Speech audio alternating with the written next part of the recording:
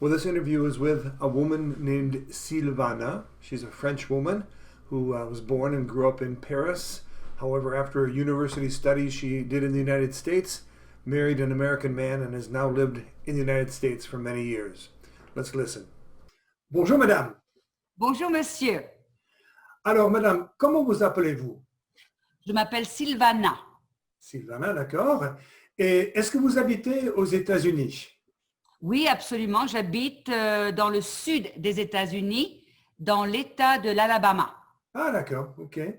Et bon, comment se fait-il que vous parlez français? Parce que vous habitez en Alabama. Alors, est-ce que vous êtes française ou américaine? Non, je suis française à l'origine, n'est-ce pas? Je suis née à Paris, en France. Ah, d'accord. J'ai grandi en France, mais j'ai épousé un Américain après mes études à l'université aux États-Unis. Donc, je suis restée aux États-Unis. D'accord, ok, d'accord. Ça, c'est très intéressant. Donc, vous êtes mariée. Oui, Est-ce que vous avez des enfants aussi? Oui, j'ai 2 enfants adultes, Oui. un fils et une fille. D'accord, ok, très bien. Est-ce qu'ils habitent aussi en Alabama, donc pas loin de chez vous? Non, ils n'habitent pas en Alabama, ils habitent tous les deux en Caroline du Sud. Ah, d'accord, ok. Caroline du Sud, oui. Bon, pas trop loin, mais quand même. Non, Pour à les peu près, États-Unis, disons. oui, aux États-Unis, c'est ça, dans le Sud. Nos enfants sont éparpillés depuis le Massachusetts jusqu'en Californie. Oh, ça, Donc, c'est trop loin, trop de c'est trop loin, distance. nettement plus loin, trop loin. Bon, est-ce que vous habitez à la campagne ou en ville? Oh, j'habite en ville. Montgomery, c'est une assez grande ville en Alabama. D'accord, ok. Oui. Et bon, donc, vous n'avez pas d'enfant au foyer. Est-ce que vous avez des animaux domestiques? Avez-vous un chien ou un chat? Non, je n'ai ni chien, ni chat, ni oiseau, ni rien du tout. D'accord, ok. In the, of course, I mentioned that she's French, but as I asked her about that in the interview, she said, je suis, hein, je suis, there's the verb être, which you're just becoming exposed to. Je suis française. Now, you've heard the word français before, referring to the language that you're learning, but française is the feminine form of the adjective meaning French when you're describing a person's nationality. So a man would say je suis français. A woman would say je suis française. Silvana est française. You also heard her use the term ni. Ni is neither nor. So she was going through the litany of animals that she does not have. She said je n'ai. Notice it starts off with a ne, just like any negation. But then instead of ne pas, what you hear is ne, then ni. Je n'ai ni chien, ni chat, ni oiseau, etc. D'accord? Bon, au niveau des tâches ménagères, pas ménagères, mais plutôt le travail domestique, qui fait la cuisine déjà chez vous? Qui est-ce Oh, qui prépare les repas? d'accord. Mon mari et moi, nous aimons beaucoup faire la cuisine ensemble parce que ça nous permet de nous parler et de discuter pendant que nous faisons la cuisine. Ah, c'est beau ça, c'est beau. Est-ce que vous avez l'habitude, ou principalement, préparez-vous la cuisine française ou plus américaine maintenant? Oh, généralement, la cuisine américaine, mais régulièrement, on fait des petits mets, des petits plats français, D'accord, surtout si nous avons des invités. d'accord, ok. Et bon, quel est l'un de vos plats préférés? Qu'est-ce que vous aimez manger? Plat français ou plat américain? Comme vous voulez. Ok, le plat français que nous aimons beaucoup, c'est par exemple une bonne quiche lorraine. Ah, oui. Nous aimons aussi comment dirais-je, les salades françaises avec juste la salade tendre avec une petite vinaigrette. Nous aimons, mon mari en particulier aime les desserts français. Ah, Les d'accord. tartes aux fruits, Ah, oui.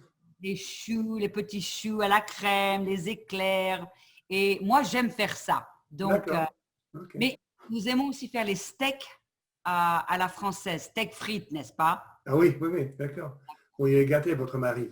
Euh, Ce qui me manque le plus, c'est peut-être la raclette.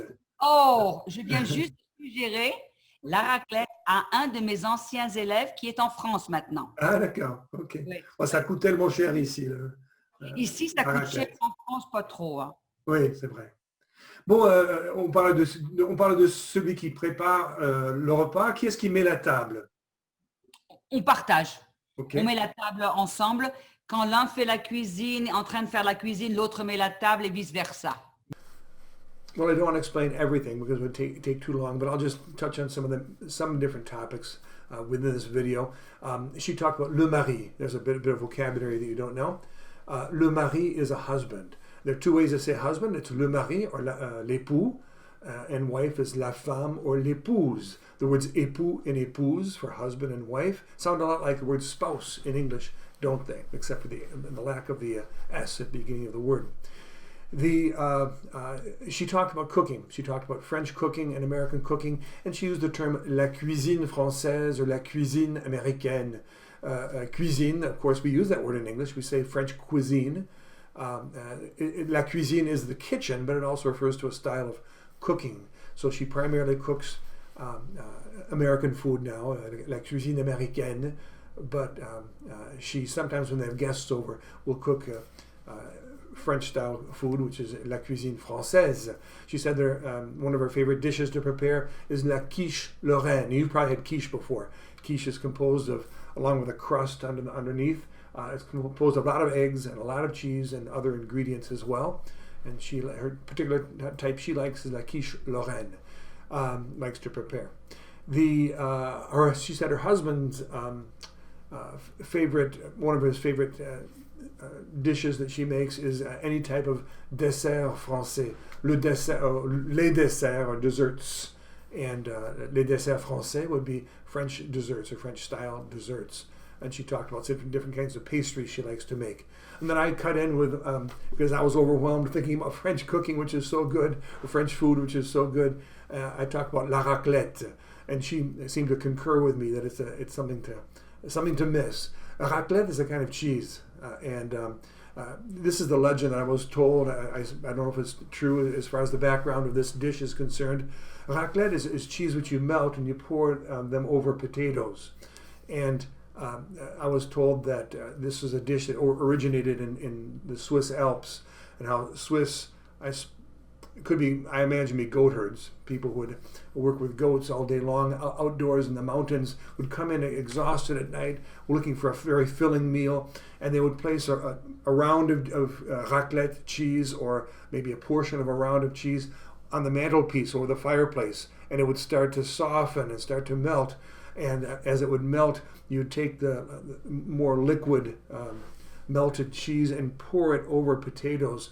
To that you add other things. You can add, what do we add? Sometimes we put bacon on it. Sometimes different spices like herbe de Provence, even eggs we've placed on them. La raclette is a real highlight. Unfortunately, we commiserated with each other. That's very expensive here in the States, but in France, much less so. D'accord. Et qui lave la vaisselle après le repas? Eh ben, le lave-vaisselle. D'accord. Donc, à chacun de remplir la vaisselle, d'accord. On met la vaisselle dans le lave-vaisselle. Et en fait, j'utilise souvent l'expression laver le linge. Est-ce qu'on dit plutôt laver le linge ou faire la lessive, ou les deux? Oh, les deux. D'accord. Qui est-ce qui lave le linge chez vous? Ben, encore une fois, c'est la machine. Hein?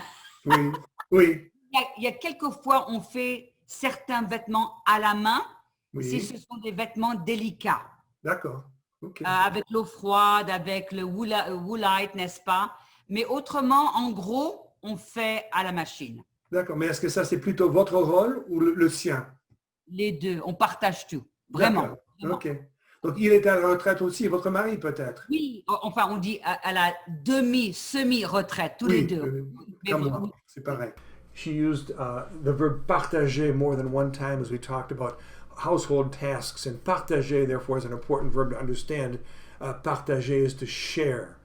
Je partage, tu partages, il ou elle partage, vous partagez, n'est-ce pas? And she talked about that because she said that she and her husband, ils partagent les tâches. Tâches are tasks, like household tasks, such as preparing the meal, washing the dishes, setting the table. Ils partagent. And by the way, when I said il, that sounds kind of awkward. It sounds like I'm saying that he shares. How can only one person share? Il, as you'll be learning, starting, I think it's in lesson 1.42, il is also the way you say they, when you're speaking of more than one person, and there's at least one male in the group you're talking about, one boy or one man in the group. That's il, plural, so that means they. So speaking about the male, the man and the woman, husband and wife, I would say il partage les tâches. And what did she talk about? Oh, and I asked her about the different things that she does, whether they wash the dishes or wash the laundry. To me, sticking stuff in the dishwasher in the washing machine, that's washing the dishes in the laundry. She just said, no, we don't do it. The machines do it. So she said, le lave-vaisselle is a washing machine. And la machine à laver is the dishwasher. No, I said that backwards. La machine à laver is the washing machine, and le lave-vaisselle is the dishwasher. You hear the word laver, and you hear the word vaisselle, and you put those two together, and that's the idea of a dishwasher, le lave-vaisselle. Qu'est-ce que vous faites pendant la journée, madame? Ça dépend. Le mardi et le jeudi, j'enseigne à l'université, donc je suis sur le campus universitaire. D'accord. Pendant quelques heures. Les autres jours, j'enseigne aussi en ligne, mais à partir de chez moi. À part ça, quand je n'enseigne pas, j'aime lire, j'aime regarder la télévision, les vieux films, j'aime écouter de la musique, j'aime me reposer dans mon jardin. D'accord, ok, très bien, merci. Bon, la télé, vous avez parlé de la télé. Oui. Est-ce que vous écoutez la radio aussi? La radio quand je conduis. Ah oui, d'accord. Oui, quand je conduis. Autrement, je regarde les nouvelles en particulier, le journal télévisé du soir. D'accord. Now this is an important verb that she used in the next section. She used the verb enseigner, because that tells you what she is. Enseigner is to teach. And so she said, j'enseigne. Notice how she didn't say, je enseigne. Take the verb enseigner, talking about herself. She said, je enseigne. Cut the A sound off the end. And of course, since je is a short two-letter word in French, ending the sound E, and the next word starts with a vowel sound, mouth open, en, je, en. You want to run those together and create what's a contraction. J'enseigne. She said, j'enseigne. So, elle est professeur, n'est-ce pas? Elle est professeur, which I think by now you know is teacher. Elle est professeur. She teaches both. She taught for many years at the high school level, taught French, of course, but she also teaches currently for two universities, both Alabama and Auburn, great rivals. She teaches students online and to some extent in person. And then she used two other verbs in that section, which I thought are important. Actually, she used three other bits of vocabulary. One is en ligne. That's a pretty important word nowadays, which is online. En ligne. Elle enseigne en ligne. She teaches online. And then she used the verbs lire and conduire. Lire, you'll be learning in this next series of lessons you'll be studying. And that's lire, which is to read. And then conduire. I remember what it was now. She listens to the radio quand elle conduit, when she drives, in other words, when she's in the car. Donc, conduire is to drive. And you chop off the re sound at the end. Je conduis. Tu conduis. Elle conduit. And vous conduisez. Vous conduisez. That's the verb to drive. Okay. Et pour question de musique, quel genre de musique vous plaît? Qu'est-ce que vous aimez comme musique? Éclectique un petit peu, mais j'aime en particulier, j'écoute de la musique chrétienne, gospel, southern gospel et tout ça, mais j'aime aussi le rock classique, comme par exemple les Beatles, les Rolling Stones et tout ça. J'aime aussi Simon et Garfunkel. D'accord. Oui, mais je n'aime pas trop le rap. Ça, j'admets carrément. Mais autrement, un peu de tout, la musique classique et tout. D'accord, très bien. Et vous avez parlé de la musique classique. Est-ce que vous jouez d'un instrument? Malheureusement, non. Ma fille, oui, moi, non. D'accord, ok. Question. Bon, qu'est-ce que vous faites pour faire de l'exercice? Comment est-ce que vous faites de l'exercice? Je fais de la marche à pied Oui. avec mon mari. Mhm. Nous avons un tapis roulant à la maison et quand le temps nous le permet, en Alabama, il fait très chaud Oui. pendant une bonne partie de l'année. Mais Très quand, humide aussi, je me oh, très souviens. humide, oui. Mais quand on le peut, on aime bien faire de la marche à pied. Mhm, mhm. D'accord. She used three expressions in this last section which are important. One is chrétien, which we heard in one of our last interviews. Chrétien is the word for Christian. And so I asked her about the types of music she listens to. Elle aime la musique rock classique, les Beatles, les Rolling Stones, etc. She's someone from almost from my vintage or my era. I remember that music very well. And she also mentioned elle écoute de la musique chrétienne, which would be Christian music. Notice again, musique chrétienne, musique classique. You're putting the adjective after the noun. For example, I want to say it's a white house. I say c'est une maison, and then the word house comes. The word white comes after. Blanche, une maison blanche. That's what the White House is called in Washington D.C. It's la maison blanche, the house white. So that'll be an adjustment you'll need to make, and that happens in Unit 3. You'll start talking about adjectives in Unit 3. And then she used the expression marche à pied, asked about the things that she does for exercise, pour faire de l'exercice, to exercise, faire de l'exercice. And she said la marche à pied avec son mari, with her husband, hein? La marche à pied. Now you know the verb marcher, hein? And the à pied, pied is a foot. Sounds a little redundant. Marche à pied. How much would you marche? But in any case, that means walking, walking on foot or by foot.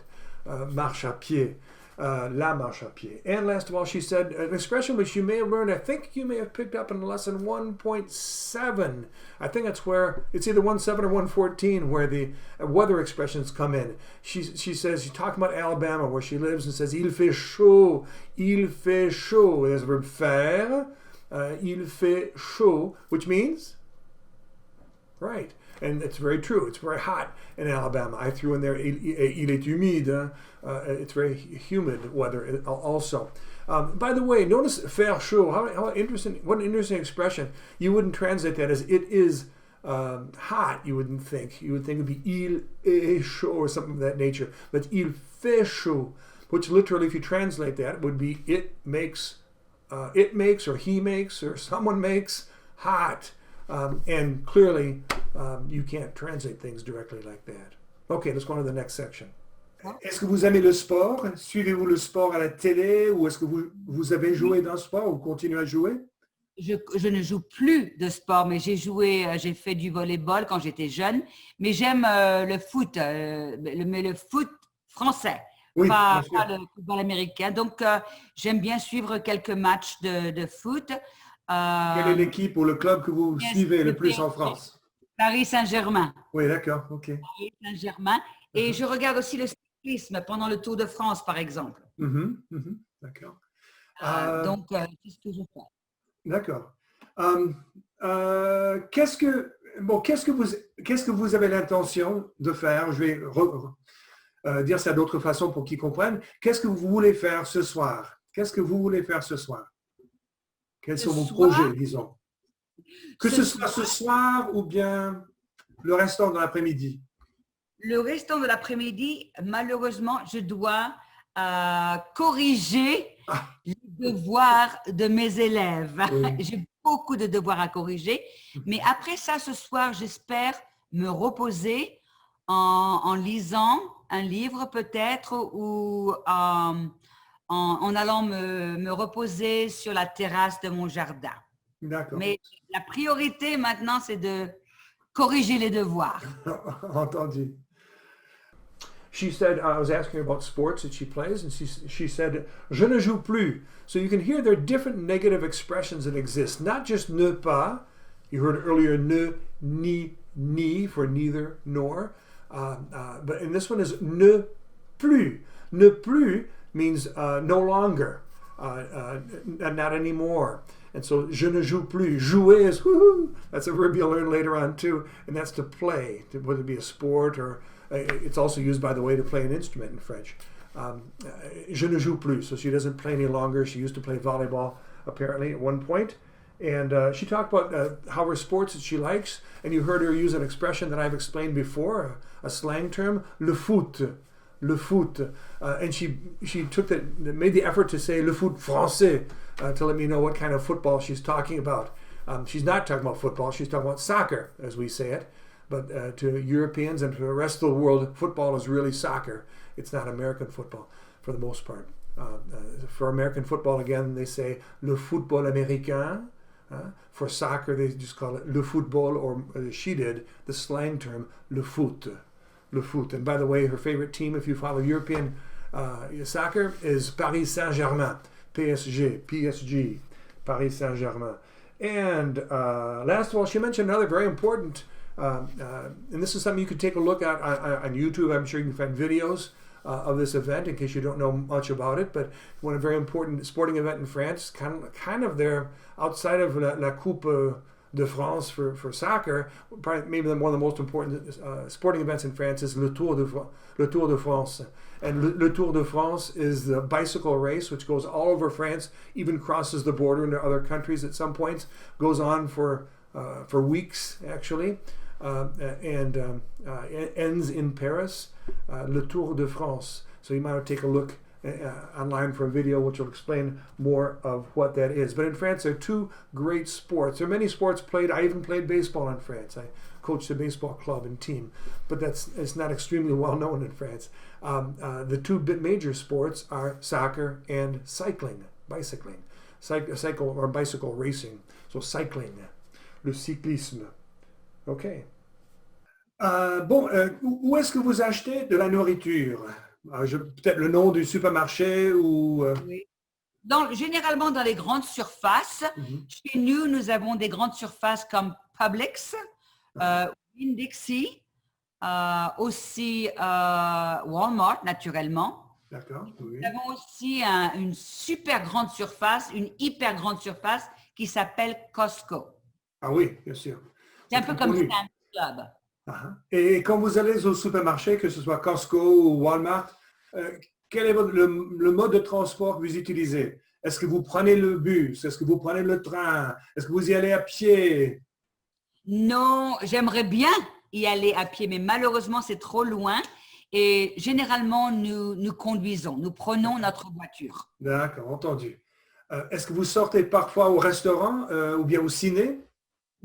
Ciné, pas possible en ce moment à cause du Covid, mais le restaurant, nous avons recommencé à dîner au restaurant, oui. À l'intérieur ou à l'extérieur? Non, à l'intérieur, avec les distances de au moins 1 mètre ou 1 mètre et demi. Oui, d'accord, ok. Est-ce que vous assistez, est-ce que vous allez à l'église, à une église? Oui, je vais à l'église tous les dimanches. D'accord. Oui. En ville, ici. Je crois que vous avez dit que votre mari, il est pasteur. Est-ce qu'il est actuellement pasteur ou il a été dans le passé? Il a été pasteur dans le passé et maintenant, même s'il est à la retraite, il prêche, il est pasteur dans une toute petite église au sud de Montgomery. Et il y va tous les dimanches, mais c'est trop loin pour moi. D'accord, oui. Alors, je vais à l'église, j'assiste à l'église ici en ville. Entendu. Okay. In this last section, there are two expressions I should explain. She said je dois. That's in unit 2, so you're getting closer. Je dois is when you're obliged to do something. It's the idea of must. Je dois. That comes from a verb which sounds kind of interesting. It's devoir. The verb to have to or must is devoir. What's that sound like? Yeah, it's the same sound. The same sound as the idea of homework, les devoirs. And she indeed said, je dois corriger, which is to correct les devoirs de mes étudiants. Les devoirs is, of course, homework, so that she had to spend the afternoon correcting homework, sadly enough, but she also hoped to se reposer. And that's a good verb to talk about. Se reposer is to rest, to take it easy, to rest.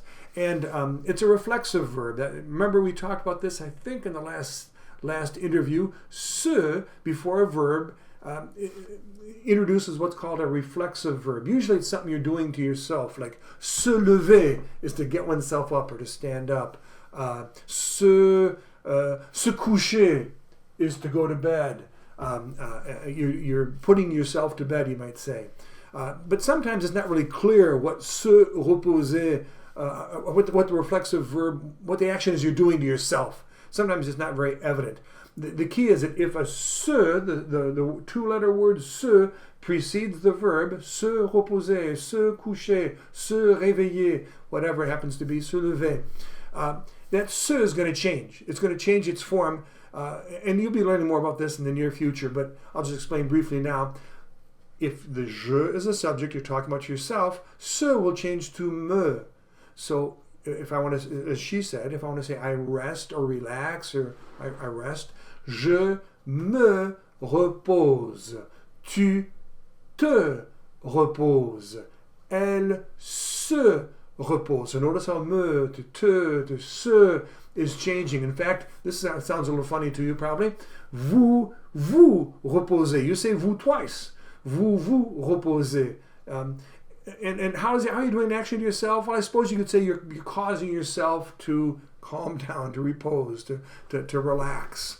But usually it's more evident exactly what kind of action you're doing to yourself. But sometimes it's not evident at all. So she said, se reposer, je me repose, which means I relax or I take it easy. Bon, jusqu'à présent, nous n'avons parlé qu'en français. Est-ce que vous parlez anglais aussi? Yes, I speak English fluently. Yes. Since you've been here 30 years, I expected you might have learned it by now. More than 30 years, yes. Yes, absolutely. Well, thank you. I'll switch back to French for a moment. Merci beaucoup, madame. Ça a été très, très intéressant et utile pour mes élèves. Merci infiniment. J'espère et tout le plaisir est pour moi. Merci, monsieur Nesbet.